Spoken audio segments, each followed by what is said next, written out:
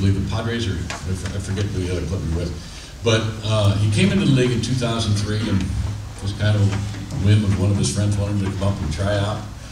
And so he makes a club, and then he starts doing pretty well for himself, and then winds up getting traded over to the Washington Wild Things, and he winds up being the pitcher of the year, and goes on and winds up holding the career strikeout record, the career wins record, just about every pitching record that you can have in the Frontier League. A dominant starting pitcher, which I think every manager and every coach in this league would want to have on their staff. The guy you looked at as a horse, he's kind of the Adam Wainwright of what the Frontier League, in a sense.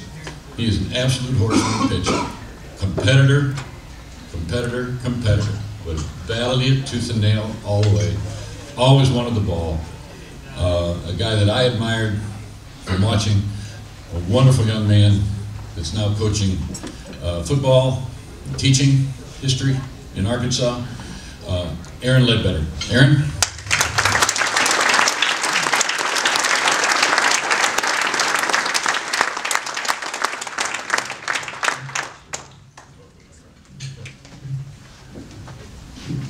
Yeah, absolutely. Thank you guys, the committee, for having us here.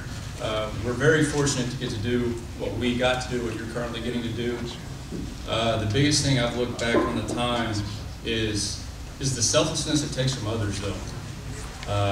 An amazing family I came from. I mean, it didn't matter where we were. One day they'd just show up. I mean, they're there. I couldn't be more thankful for a great family. You guys know how it is in the off season. You know, more family. My brother, just anybody more than willing to help to make sure I got workouts in and everything else. So just cannot thank people enough.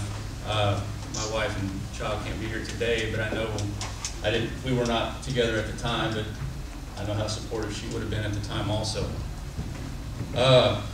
With everything Mr. Lee was just saying, people always ask, well, why were you in the Frontier League so long? I mean, that was a question I faced every year. And the fact of the matter it came back to was exactly what he said earlier. It was the family, it was the atmosphere. Played baseball in a lot of places, had offers to go many places. But this is where it felt like I needed to be. And the people made it. The host families. You guys, I'm sure, have great host families. I was truly blessed with a great woman to live with named Robin Davis, who very tragically died a little over a month ago. But she was a second mother. I mean, stayed in contact with forever. Just a truly amazing person, and we're all at a loss now that she's gone. Tracy, Sandy, thank you guys for being here today for her.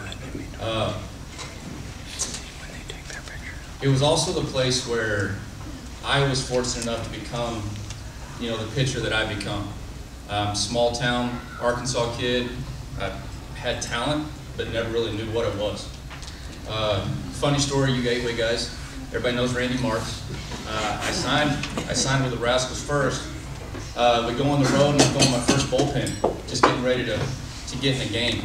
And he looks at me in Randy's way. He goes, "What are you doing?"